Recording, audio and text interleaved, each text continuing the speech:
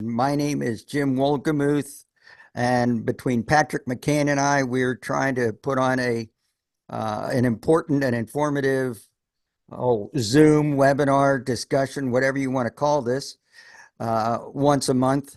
And tonight, we are extremely fortunate and honored to have Colonel Lawrence Wilkerson.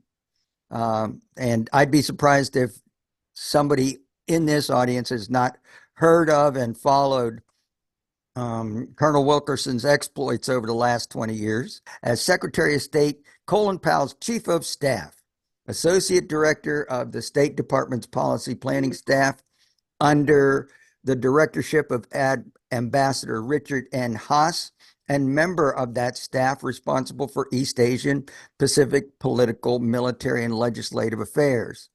Before serving at the State Department, Colonel Wilkerson served 31 years in the U.S. Army. During that time, he was a member of the faculty of the U.S. Naval War College, special assistant to General Powell when he was chairman of the Joint Chiefs of Staff, director and deputy director of the U.S. Marine Corps War College at Quantico, Virginia. Colonel Wilkerson retired in 1997 and began work as an advisor to General Powell. He has also taught national security affairs at George Washington University and recently at the College of William and Mary. His areas of expertise, and I'm getting this from the webpage from the Eisenhower Media Network. Areas of expertise: Vietnam War, diplomacy, national security process, Iraq War, China, Russia, new Cold War, U.S. nuclear policy, defense budgetary process, U.S. and Iranian relations. So he's got it all. And so with that, I will turn it over to Colonel Wilkerson. Just please unmute and take it away. Thank you very much. That was a very kind introduction. Covered the waterfront. People often ask me, how did I become the director of the Marine Corps War College? I was leaving Powell's employ when he was chairman of the Joint Chiefs of Staff in December of 1993. And the commandant of the Marine Corps, whom I had come to know quite well while we were working with the Joint Chiefs, after all, he was one of them, late coming to it, the Marine Corps, but finally the Navy relented and they are now a bona fide member of the Joint Chiefs. And he came in to my office and he asked me if I would think about taking the deputy directorship down at the War College at Quantico and jointifying, as we put it at the time, making it more joint, his War College. I said, absolutely, love to. I love working with Marines. I've worked with them for a long time beforehand. Long story short, 4 years later, my official and unofficial retirements were from the Army official, which was perfunctory. And then I had a ceremony and was retired by the Marine Corps. And I'm very proud of a plaque I have down in my basement that says, from Chuck Krulak, Commandant of the Marine Corps, "You are a Marine, Larry." So that's probably one of the highest compliments ever paid to me, I think. It was an interesting tour. I got to meet a lot of people. Many of my students made general officer.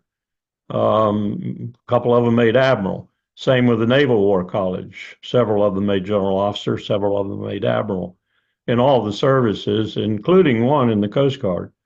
So it was an interesting time for me to be teaching some of the brightest minds in the United States military. Why do I preface with that? Because I've been exposed to those kinds of minds for almost half a century. And I find that it is both an electric environment. It is a very productive environment. It's also a very intelligent and smart environment. It probably is the greatest collection of that sort of character and trait in the U.S. government, which is a sad commentary on the United States government, if you think about it for a minute. It hasn't changed either through the years that I've been associated with it. What I want to talk about tonight, though, is what they confront today, what those men and women, young and old, confront today. Let's go back to a fatwa by Osama bin Laden issued sometime in 97, 98, and several ancillary documents that we got our hands on that he produced. We know positively, despite the obfuscations of the 9/11 Commission and other such bodies, and it was a major obfuscation. I know I participated in it for both the National Security Advisor, Condoleezza Rice, and for my boss, Colin Powell. What bin Laden postulated as his principal reason for the attacks on 9/11 was to put the empire in disarray. He succeeded. From 9/11 on, there are signs of it before September the 11th, but not dramatic signs. After 9/11, the United States went haywire. The empire began to think the empire and its imperial writ was the most important thing to it, not its people, not its integrity, not its character as a nation leading the world, not its obligations to international humanitarian and criminal law, not its obligations to the Geneva Conventions, not its obligations to anything, but its own security and enhanced primacy was what it was after.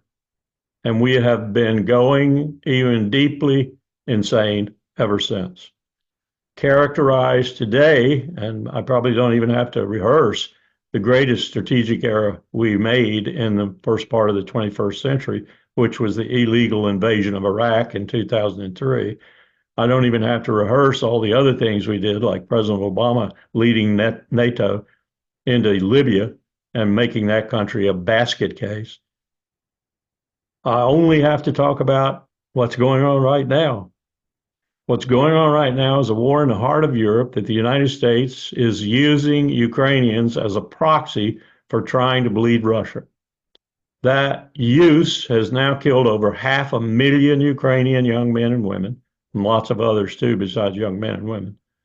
And it's killed somewhere close to as many Russians, though we don't have a really solid figure on that. I suspect 250,000 to 500,000 is probably pretty accurate. And to no avail, because Ukraine is thoroughly defeated. It doesn't have a snowball's chance in hell of pulling out of the dire straits it's in right now. And the best thing that Volodymyr Zelensky could do is to sue for peace. And I think he's finally awakened to that reality. And the only thing probably holding him back right now is a guy by the name of Joe Biden, and maybe some of his lackeys from places like that poodle that we call Britain, and some of the other poodles in NATO who haven't got their sea legs yet and still follow the empire wherever it wants to go, no matter how atrocious the path they're on. And doubling down on that strategic atrocity, we are now tied to the biggest world murderer, slaughterer, genocide creator since Adolf Hitler, Bibi Netanyahu in Israel, of course. What does that mean for the United States? Let's go back to that war with Iraq. There, we began to erode probably what was, in many respects, real power. And that was our reputation. Reputational power is sometimes called prestige. Dean Acheson liked to talk about prestige being the shadow of power. Well, for the United States of America, it was a very dominating shadow. In many respects, post-World War II, after Nuremberg and the Geneva Conventions were solidified and all the rule-making and law that went into the characterization and creation of the United Nations, which was one of Eisenhower's favorite accomplishments in terms of what he did. I think if you had Ike here today and you ask him which was the greater accomplishment, Operation Overlord or the creation of the United Nations, he'd probably say, throw in the Atomic Energy Commission and I'll go with that second one, because those were the things that he thought that ugly animal called war would be ultimately defeated by. Now we call the UN a talking shop, and Bibi Netanyahu has actually disgraced himself by standing at the podium at the UN and criticizing the organization in such a way that one would think if it followed his advice, they would take themselves home and never meet again. Many have criticized it for being a talking shop. It's a talking shop. That's right. That's what we need to do, talk. I was on a conference today with the ASEAN Business Council, and the conference's subject was the new leader who will take the reins of power in Indonesia very shortly, the fourth largest country in the world, and rapidly closing in on India's millions and millions of Muslims to be the largest concentration of Muslims in the world. In fact, if I looked in one encyclopedia or another, I might find that the greatest number of Muslims on earth is in Indonesia rather than in India. What this individual at the Business Council said was, we need to not talk about throwing bombs at one another, but talk about business, talk about trade, talk about economic betterment of all the peoples in East Asia. Well, it's not just East Asia, it's the world. But what is the empire doing? The empire is backing a man who, now, you ready for this? Very, very careful analysis using the military's own template for how to assess casualties. That is to say, if you have the density of the population, the type of concrete their houses are made of, or rebar, or whatever the construction is, the type of streets they have, the density and closeness of their houses, the density and closeness of the population, the types of ordnance dropped on that population, and all the other factors the military puts into it. And you put that template down on Gaza, which after all is not as big as Greater London.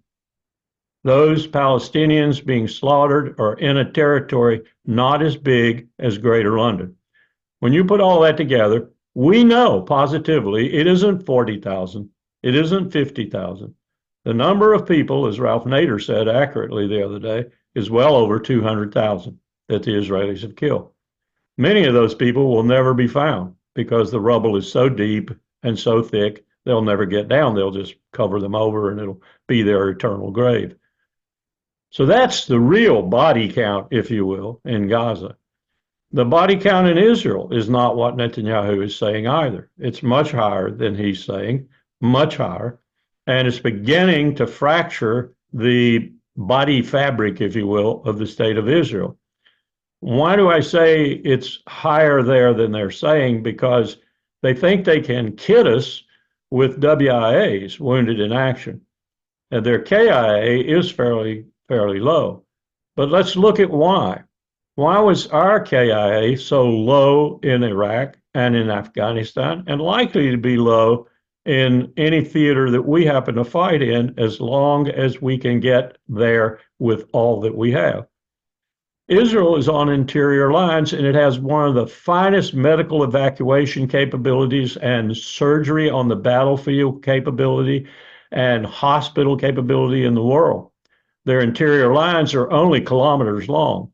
So very few people, just as with us in Afghanistan, actually die after they're wounded.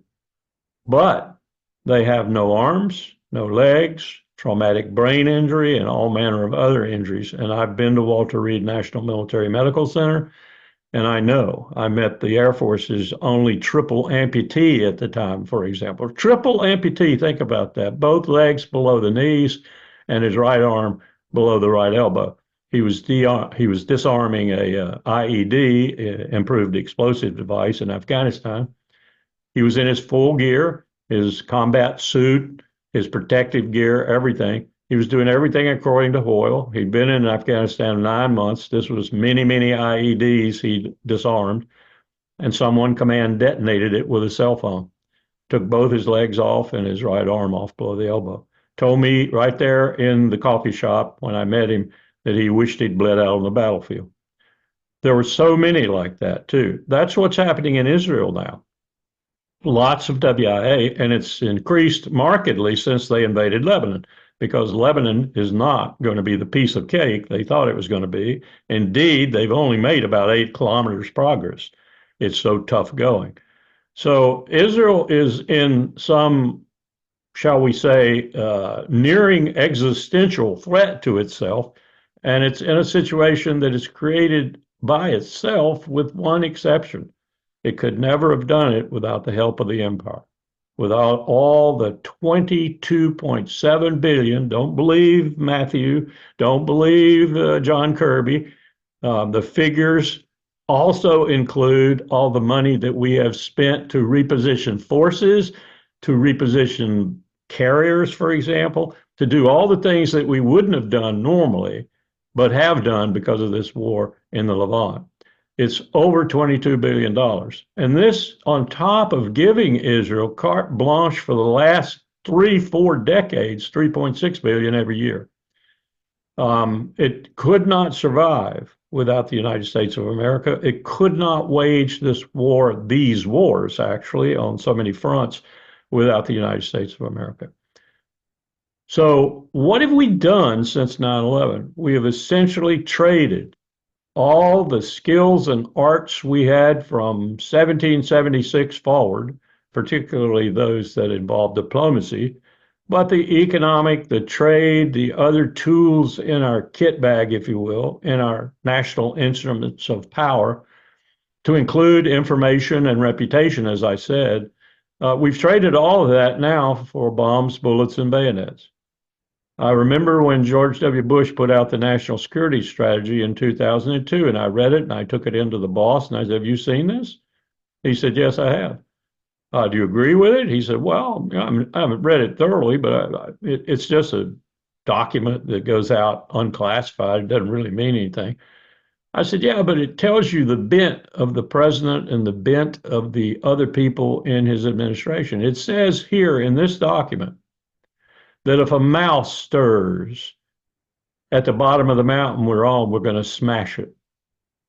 If someone begins to climb that mountain, we're going to smash them. No matter their capabilities or their intent, we're going to smash them. No one is going to threaten the empire. No one. Not some raggedy ass terrorist out there, not some country out there, not some combination of countries. We're going to beat them all, and we're going to beat them down with our military might. And if we can't beat them down with our military might, we'll sanction them, or we'll do both."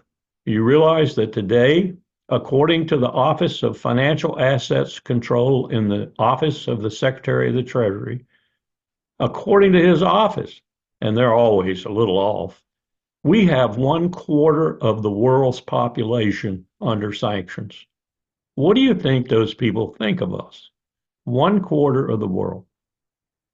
This genocide in Gaza is rapidly adding to that number, so that I would say right now, just taking a little bit of a test in both Europe and Asia recently, I would say the people who hate our guts number well over 4 billion now. That's the strategy, though. The strategy is to teach those people, those ones that might hate us or wish us harm, that they will die or be severely punished if they try. That's our strategy. There's no more diplomacy. There's no more use of the other instruments of power except as per sanctions to punish people who might offend us or try to take something from us. This morning, I listened to the UN Rapporteur for Human Rights. I listened to another woman who had been in Gaza for some time delivering medical aid. And I listened to 2 doctors who'd been in Gaza delivering medical aid. I listened to a couple of people who'd been in convoys trying to deliver humanitarian assistance, food, really, water. And I listened to them till I almost grew nauseous because they were reporting directly from Gaza about what's going on. One of the things that just ripped my heart out was they showed me a video, and you can find it now on YouTube, portions of it. You can't find the whole thing, of the Israelis intentionally bombing tents with patients in them. So you see a person, for example, on an IV with a drip and his arm up in the air, burning to death in his bed. You see children burning to death in their beds in these tents. And this is not a one-off. This is standard Israeli scorched earth policy, and they've been implementing it in Gaza all along. And we've known this. We in the U.S. have known this for some time. We've known it ever since Bibi Netanyahu was finance minister. What we know about Bibi as both finance minister and then finally the longest serving prime minister in Israel's history is that he's wanted to do this and has indeed been doing this with U.S. acquiescence in stages all along.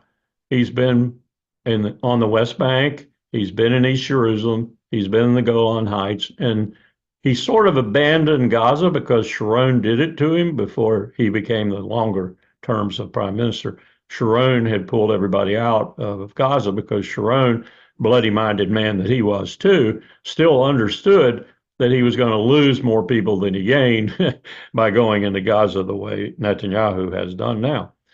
So he's been planning all along, and he's been planning for the kinds of things that Ben Gvir, his Minister for Security, and Yoav Gallant, his Secretary of Defense, Minister of Defense, and Smotrich and others have wanted to do, which is to settle all the territory that the Palestinians once occupied. That means the West Bank is now being ripped apart, just like Gaza, and the things that are happening in the West Bank were characterized by the UN Rapporteur as pogroms. That's what they are.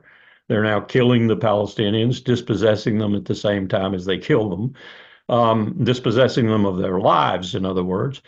They're doing the same thing, of course, in Gaza. They're going to settle Gaza after they've finished it. That's what they think anyway. And I suspect that if they do take any territory in Lebanon, Lebanon will never see it again. Now, just footnote that for a moment and think about this. They invaded Lebanon in 78. They invaded Lebanon in 82. We had to bail them out from that one. Cost us a lot of Marines in a hotel, you may recall. And they invaded Lebanon in 2006, and each time they really got, in some different way, handed their rear end before they left. Well, they're getting it this time, too. But this time, they're dedicated to the task. I suspect Lebanon will never be the same again. And that's okay with Netanyahu, too, because let me tell you one other thing he's done. Before October the 7th, the largest and most prolific gas field in the Eastern Mediterranean had to be shared with Lebanon 50-50. That's the deal that was made. Netanyahu signed it reluctantly. The other, second richest gas field in the Mediterranean, next to it, belonged to Gaza, belonged to the Gazans. Well, I'll tell you where that field is now in terms of Netanyahu's possession as 9 points of the law. He's at war with Gaza, so he's got that oil field. And, he's taken the one from Lebanon, too. There's enough gas in those two fields to satisfy Israel's energy needs for 30 plus years. That doesn't matter how much they grow now. They're not going to grow very well now, but they could grow and it would still be satisfied. Lebanon has water they want. So there's other reasons why Netanyahu decided to invade Lebanon and why he will never leave if he isn't beaten out some portions of Lebanon, just like he never left some of those that he took before. This is a very calculated move by Netanyahu to establish the same sort of primacy, hegemony, imperial reign in Western Asia that we have, we think, in the world. Now, let me conclude, because I don't like to talk too long and I want to take your questions. Let me conclude with what we're ignoring while we do this genocide in Gaza and this incredible strategic defeat in the heart of Europe. We're ignoring China. China, we give lip service to. China is conducting maneuvers around Taiwan right now, where Xi Jinping, and I'm just talking as a military strategist and professional now, if I were Xi Jinping, I would take Taiwan and I would tell the president of Taiwan, how you like that? And I would tell Washington, how do you like it? Want to do something about it? Because, gentlemen, ladies, there's nothing we could do about it except start a conventional war, which we would lose. We would lose badly. They have interior lines. They have force majeure in air, at sea. They have 2.5 million people in active service. They have 5 or 6 more million they could bring up. What am I saying? They got 30 more million they could bring up. There's no way we would invade China. We would have to go nuclear. That would be the decision that we would make. We would go nuclear, and we would hope that they would not go nuclear too. That's why China has made a decision reversing Mao Zedong's philosophy, which was, I don't like nuclear weapons, and I'm not going to have any more nuclear weapons than I need to deter someone else who has them and might shoot them at me. So I'm going to have a couple of hundred. And that's all. I think China finally got to about 400. Now they are building out their nuclear weapon complex as fast as they possibly can, aiming no doubt to equal ours and Russia's, which is about 5,000 to 6,000 warheads.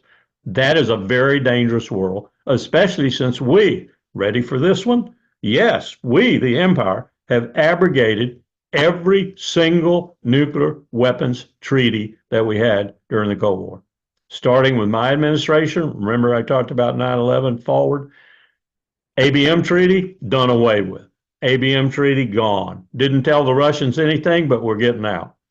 Colin Powell was apoplectic for about an hour or two. He didn't know. And then we rushed off to Moscow to try to negotiate a new treaty that would sort of mollify the Russians. We got the Moscow Treaty, and we threw that one away. We did away with the Conventional Forces in Europe Treaty. We did away with the Open Skies Treaty. And then we did away with the most important one of all, one Colin Powell had a lot to do in negotiating when he was National Security Advisor to Ronald Reagan, the INF Treaty, which eliminated a whole class of nuclear weapons, the most dangerous class, the Intermediate Nuclear Force class. And then we did away with START by simply doing what we're doing in Ukraine, because there's no way Vladimir Putin is going to renew START. So we are treatyless. We are without any treaties right now, and everybody's building out as fast as they possibly can. Pakistan, India, all the other nuclear weapon states except the ones that are broke, like England. That's a very dangerous world. It's made even more dangerous by the fact that China could steal a march on us, and we would try to stop that march nonetheless, ultimately, with nuclear weapons. The same frightening scenario exists in the Levant, in the Middle East. The most dangerous instrumentality there is not Iran, who doesn't even yet have a nuclear weapon. It's not anybody else in the region in possession of nuclear weapons, like India or Pakistan. It's Israel. Lying about their nuclear weapons, but the world knows they have them. 300 of them, I'm told. I think that's probably a pretty good estimate. Not a member of the Non-Proliferation Treaty. That alone should mean they couldn't be our ally. And probably predisposed, were they to be existentially threatened. Let's say that some of the other Arab countries, maybe the current countries at war with them and groups at war with them, suddenly decide to work together and put Israel, even with U.S. support, in dire shape. Joined by Iran, joined possibly by Russia backing Iran to the hilt. Putin doesn't want to. He's made it clear he doesn't want to. About 3 days ago, he essentially told the new president of Iran that he was not going to really sign the new defense pact that they drew up between them quite yet, because that pact obligates Putin to come to Iran's immediate help if it's attacked by anyone, sort of like NATO's Article 5. So Putin's smart. He's got his hands full with Ukraine, so to speak, and he does not necessarily want to take on the United States, but I'll guarantee you he will give Iran everything that Iran needs to bring to bear on Israel, and to bring to bear on any U.S. forces that overtly join Israel in an attack on Iran. So that's where we are. That's where the empire is. That's where your country had its leader. I won't say the American people, but I must say the American people, because they are responsible for this. We have not taken care of our republic. We have not done the things we should do. We have not cared for our democracy, and our democracy is fading before our very eyes. And one of the reasons it's fading is because we have become a warfare state.